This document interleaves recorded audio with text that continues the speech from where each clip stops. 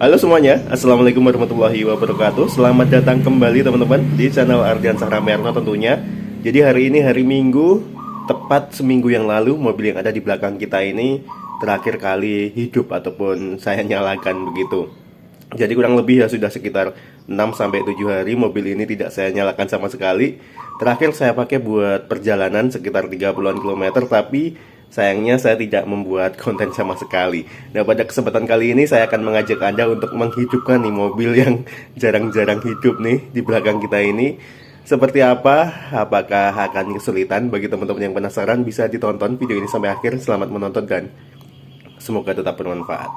Jadi hari ini hari Minggu teman-teman, tanggal 12 Januari tahun 2025 tentunya, jam 6:57 pagi hari. Ini terakhir kali hidup itu tanggal berapa ya? Tanggal 5-an lah. Pokoknya hari Minggu itu saya pakai buat perjalanan ke sini, OTW ke sini begitu. Tapi saya tidak bikin footage-nya, nggak bikin videonya sama sekali teman-teman. Dan terakhir kali saya upload video tentang Daihatsu Zebra ataupun Espas itu sekitar 12-an hari yang lalu ya. Jadi tanggal 30 Desember itu saya terakhir kali bikin video tentang Daihatsu Zebra ataupun Espas. Barangkali teman-teman ada yang kangen tentang mobil Daihatsu Zebra ataupun Espas ini. Jadi ini mobilnya masih saya pakai tentunya, tidak kemana-mana, hanya di garasi. Bahkan saya pakai jarang-jarang aja teman-teman. Barangkali minggu depan ya kita pakai lagi. Tapi sebelum kita nyalakan ya, selama 12 hari ini nggak tahu tekor ataupun enggak, nanti kita coba lihat. Kalau misal tekor nanti kita coba charger begitu, karena saya memiliki charger kebetulan. Kita cek beberapa komponen seperti halnya radiator, oli mesin, dan rem begitu. Kita mulai dari radiator terlebih dahulu teman-teman. Jadi ini radiator sudah saya ganti dengan air coolant ya, sejak tahun 2023 nih. Tahun 2023, bulannya bulan 8 dan tanggalnya tanggal 14. Tapi ini radiator bawaan mobil ya. Jadi semenjak saya mendapatkan mobil ini, radiatornya cuma ini aja, nggak beli-beli baru. Kalau soal ditanya harga radiatornya berapa, saya juga kurang begitu paham teman-teman. Barangkali harga radiator itu bervariasi ya, antara 600-an barangkali sampai jutaan itu ada. Kalau misal kita pengen perbandingan harga di online shop itu banyak banget pokoknya. Bagi teman-teman yang penasaran, ini saya menggunakan radiator coolant ya, hijau warnanya. Saya menggunakan Preston. Ini tutup semenjak saya beli baru, kondisinya masih bagus. Saya beli baru tepat setahun yang lalu. Jadi nggak jauh lah jaraknya saat ganti tutup ini dengan proses ganti radiatornya ini. Tutup radiator ini kemarin saya beli di angka 50-an ribu saja, tepat setahun yang lalu, dan nggak jauh jaraknya. Setelah itu saya ganti dengan radiator coolant teman-teman. Tentu ada langkah-langkahnya untuk mengganti air biasa. Saya menggunakan mobil ini, bagi teman-teman yang belum tahu, itu sudah sejak tahun 2013 ya. Saya merawat mobil Daihatsu Zebra ataupun Espas ini. Jadi dari 2013 hingga tahun 2023 itu saya hanya menggunakan air ledeng, dan setiap 3 bulan sekali ataupun 6 bulan sekali pasti saya kuras. Kalaupun tidak saya kuras, yang ada mobil overheat teman-teman. Di channel ini banyak sekali ini video tentang saya menguras radiator mobil Daihatsu Zebra ataupun Espas ini. Bagi teman-teman yang penasaran bisa dicari-cari ya, di scroll ke bawah begitu, nanti dicari videonya tentang radiator ini, ada banyak sekali. Bahkan kemarin waktu saya bersihkan dengan Citroen juga ada, waktu saya ganti ke radiator coolant juga ada videonya. Pokoknya lengkap tentang Daihatsu Zebra ataupun Espas ya, tapi nggak mendalam ya, hanya beberapa informasi yang saya ketahui saja. Karena saya juga jujur saja nggak begitu paham tentang permesinan teman-teman. Ini barusan saya cek kondisi reservoirnya masih aman ya, ketinggian si coolant-nya. Jadi sekarang ini kalau misal saya membuat ataupun melihat kondisi radiator itu, ngecek ketinggiannya dari reservoir, karena ini nyedot ya. Dan kalaupun semisal ketinggiannya ini berkurang, semisal aja ini kita tinggal tambahi dari reservoir ini aja. Jadi radiator aman teman-teman, setahun lalu menggunakan air coolant, tidak ada kendala sama sekali. Kita lanjut ke komponen berikutnya. Nah, ini komponen selanjutnya yang wajib kita cek sebenarnya sebelum kita melakukan perjalanan ataupun sebelum menghidupkan mesin, teman-teman. Ngeceknya pada saat kondisi mesin dingin ya, karena kita bakalan tahu ketinggiannya seberapa. Ini oli masih aman di atas lubang bawah. Nih ini. Kalau sudah belum yakin, kita bersihkan dengan tisu terlebih dahulu. Kita bersihkan lalu kita nanti masukkan seperti ini. Cek ketinggian stik oli ya, karena mobil tua itu bagaimanapun kondisinya biasanya pasti ada rembesan-rembesan, entah itu sedikit ataupun banyak. Dan bagi teman-teman yang masih bingung ya, kalau misal mau nambah oli dari mana, ini dari depan sini teman-teman. Ini ada tulisannya oli, oil. Ini tinggal dibuka aja seperti ini. Tinggal dibuka tutupnya lalu ditambahi oli.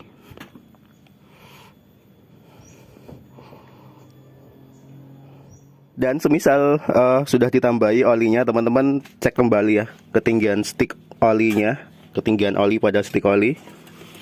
Dibuka lagi lalu dilihat ketinggiannya seberapa begitu. Pokoknya jangan sampai kurang dari batas bawah dan jangan sampai berlebihan dari batas atas. Ngeceknya pada saat kondisi mesin masih dingin ya, jangan dipanasi terlebih dahulu untuk mengecek ketinggian oli. Nah, setelah dirasa aman, kita lanjutkan ke komponen berikutnya, teman-teman.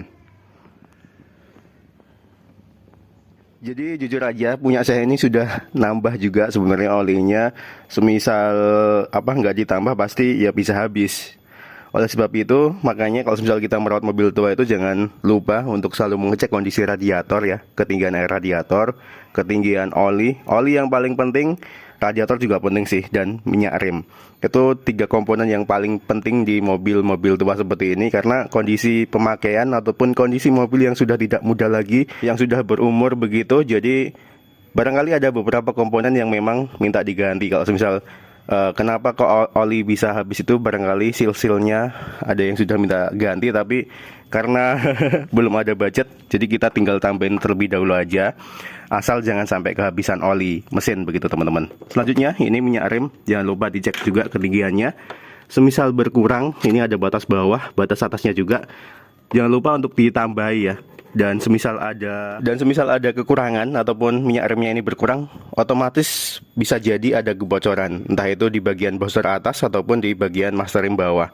Oleh sebab itu teman-teman wajib cek ya, apabila ada rembesan-rembesan soal oli, itu dicek dari mana datangnya rembesan tersebut dan segera diperbaiki. Apalagi yang ada hubungannya dengan oli mesin ataupun yang ada hubungannya dengan minyak rem, itu sangat penting sekali kedua komponen tersebut. Pokoknya radiator, minyak rem dan juga oli mesin jangan lupa dicek pada saat kita mau menghidupkan mobil tua seperti ini. Oke, jam 7:12 kita coba nyalakan mobilnya. Jangan lupa untuk dicek ya kondisi persnelingnya. Dan ini handrem tidak saya aktifkan teman-teman, tapi saya ganjal. Kebetulan kondisi parkir ini di keadaannya datar begitu. Jadi kondisinya datar, jadi aman, tinggal kita ganjel aja. Kenapa nggak saya aktifkan si handremnya? Karena takut lengket si kampas remnya teman-teman. Dan ini juga saya tidak masukkan karena takut lengket juga. Kita coba hidupkan ya. Masih hidup nggak selama kurang lebih seminggu ataupun ya 7 hari lah. Nggak saya nyalakan sama sekali. Alhamdulillah teman-teman, ternyata masih bisa hidup. Jam 7:13 ya. Dan kemarin itu saya pakai buat perjalanan, alhamdulillah tidak ada kendala sama sekali juga. Serta ini tadi pada saat menghidupkan, karena ini mobil tua ya, Daihatsu Espace tahun 95, 1300 cc dan saya masih menggunakan platina. Serta tuas jok saya putus, jadi saya tidak menggunakan tuas jok. Meskipun sebenarnya untuk tata cara, untuk petunjuk menghidupkan mesin yang ada di pintu sini harus menggunakan tuas jok ya. Saya hanya menginjak pedal gas ataupun mengocok lah istilahnya kalau orang Jawa itu. Dikocok begitu 1-3 kali. Tadi saya kocok, injak pedal gas 1-3 kali. Setelah itu gas saya tahan sedikit pada saat kondisi mesin dingin ya. Lalu saya starter sembari saya tekan ataupun saya tambahi gasnya. Pada saat mesin panas, untuk menghidupkan mesin Daihatsu Zebra ataupun Espace, biasanya saya tambahi sedikit aja ataupun saya injak pedal gas sekali, lalu saat starter. Jadi ini mobil sudah nyala teman-teman. Kita biarkan tetap idle terlebih dahulu di angka 1000-an rpm barangkali. Dan ini masih saya injak ya, seperti biasa. Saya masih menginjak pedal gas. Soal oli mesin yang berkurang, jadi sebenarnya mobil ini itu selalu berkurang oli mesinnya, tetapi tidak ada ya ngebul-ngebul, paling cuma sebentar teman-teman. Nggak sampai ngebul hebat itu enggak ya untuk kondisi knalpotnya. Jadi nggak mengeluarkan asap begitu, bisa dikatakan paling hanya beberapa kali mengeluarkan asap. Dulu sempat pas awal-awal starter itu. Tapi selama saya pakai kurang lebih kurun waktu ya hampir mau 12 tahun ini. Tahun 2025 ini saya menggunakan mobil ini 12 tahun teman-teman. Nggak ada kendala berarti ya.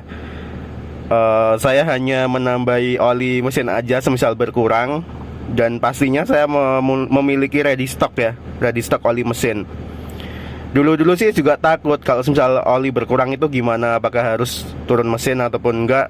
Ternyata ada beberapa pendapat yang penting.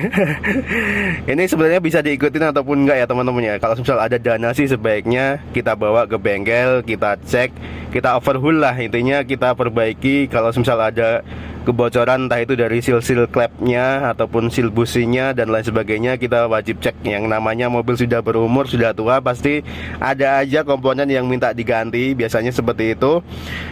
Kalaupun misal belum ada dana, ya seperti yang saya lakukan ini, kita tambahin olinya aja, jangan sampai berkurang. Intinya jangan sampai kurang dari batas bawah tadi, dan jangan sampai berlebih dari batas atas.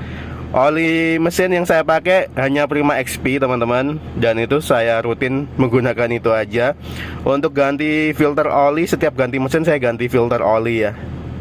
Barangkali itu aja. Ataupun teman-teman mungkin memiliki pengalaman unik merawat mobil Datsun Zebra ataupun Espas ini, bisa tulis juga pengalaman Anda di kolom komentar. Untuk masalah radiator, jadi alhamdulillah setelah saya menggunakan air coolant, setelah bermigrasi dari air ledeng selama kurang lebih 1 tahun lebih ya, tahun 2025 ini nanti di bulan Agustus sudah 2 tahun saya menggunakan coolant, dan alhamdulillah tidak ada masalah sama sekali teman-teman. Masalahnya yang saya alami saat ini overcool tentunya, karena mobil ini sudah dilepas termostatnya oleh pemilik sebelum saya. Jadi saya dapat mobil ini termostat kondisi sudah terlepas, dan kondisi radiator menggunakan air ledeng.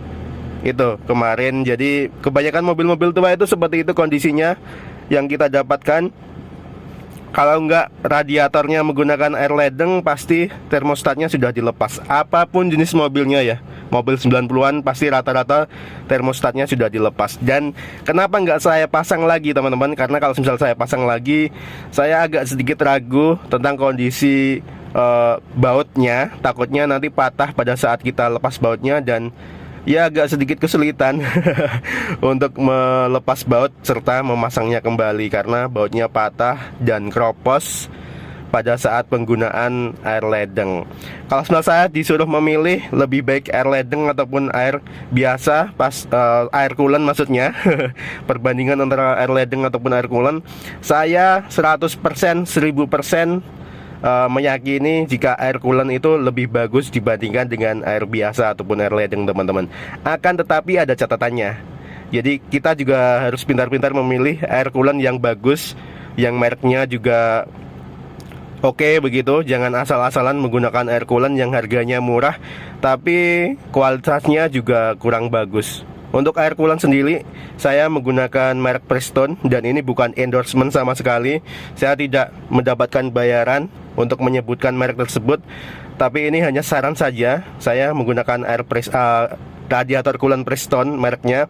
Untuk harganya memang agak sedikit mahal dibandingkan dengan merek-merek lainnya teman-teman. Tapi saran saya juga pada saat Anda menggunakan radiator coolant merek Prestone, jangan sekali-kali dicampur dengan air ya, karena ada keterangannya juga untuk radiator coolant yang mereknya Prestone itu tidak boleh dicampur dengan air.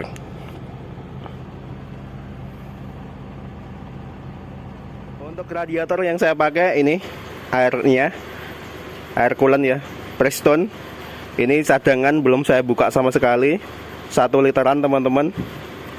Harganya barangkali ya sekitar 30-an sampai 50-an ribu ya untuk 1 liter ini. Ada juga merek lain yang 40 ribu itu sudah dapat 5 liter. Bayangkan saja teman-teman perbandingan harganya. Dan ini ada keterangannya juga ya, yang saya sampaikan tadi, jangan dicampur dengan air ataupun jangan ditambahkan air. Do not add water.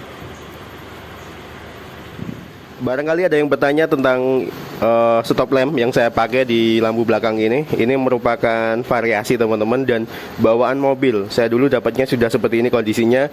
Kalau ingin mencari di online shop barangkali ada, tapi sangat langka sekali ya. Ini kondisinya juga sudah minta ganti sebenarnya. Nggak tahu saya kalau misal ditanya harganya, barangkali sekitar 300-an sampai 500-an ribu nih stop lamp seperti ini. Ini sangat langka ini teman-teman. Bentuknya seperti akek ya. Dan barangkali ada teman-teman yang masih bertanya, saya menggunakan spion apa? Ini spion Toyota Avanza tipe G tahun 2009, 2010 modelnya seperti ini. Avanza jadul ya, generasi kedua barangkali. Ini seperti ini modelnya. Dan kenapa saya menggunakan spion ini? Karena yang pertama nggak begitu besar, dan juga spion ini ada elektriknya teman-teman. Tapi belum ada auto retract-nya, tapi sudah electric mirror. Sayang sekali ini saya nggak aktifkan saja. Untuk mengatur saya hanya tekan-tekan seperti ini untuk mengatur kondisi spion ya. Dan ini pun gampang sebenarnya. Jadi bisa dikatakan ya memang jauh lebih bagus ini ketimbang bawaannya teman-teman. Barangkali beginilah nasib mobil yang jarang saya pakai. Seminggu sekali aja belum tentu hidup dan belum tentu saya gunakan. Tapi alhamdulillah sejauh ini, selama ini kurang lebih sudah mau 12 tahun saya merawat mobil ini, tidak menyusahkan teman-teman. Overall saya alhamdulillah masih bisa menangani sendiri jika ada kendala-kendala seperti itu. Dan untuk ke bengkel itu barangkali hanya ganti oli. Agenda rutin ke bengkel itu paling cuma ganti oli aja untuk tiap tahunnya. Selebihnya untuk masalah pengapian dan lain sebagainya, insya Allah masih bisa kita atasi sendiri. Untuk ganti platina, setel platina kita masih bisa sendiri teman-teman. Untuk nerjang genangan alhamdulillah aman, karena mobil ini kemarin sudah saya tes juga. Bagi teman-teman yang penasaran bisa ditonton videonya ya. Jam 7:23 pagi hari, barangkali sudah cukup kita panasi mobil ini. Saya tadi ngiranya mobil ini bakalan mogok ataupun akinya tekor, tapi alhamdulillahnya nggak tekor teman-teman. Setelah 7 harian nah mobil ini tidak saya pakai sama sekali. Terakhir kali hidup barangkali ya 7 harian itu. Kita coba matikan. Dan barangkali teman-teman sampai di sini dulu untuk video kali ini. Semoga bermanfaat. Jangan lupa untuk menekan tombol jempol ke atas bagi Anda yang menyukai video ini, dan subscribe ke channel Ardian Saramerno bagi yang belum. Bagi yang tidak suka bisa juga tekan tombol jempol ke bawah ya, nggak apa-apa. Kita demokrasi. Sampai ketemu lagi. Semoga bermanfaat. Wassalamualaikum warahmatullahi wabarakatuh. Terima kasih sudah menonton.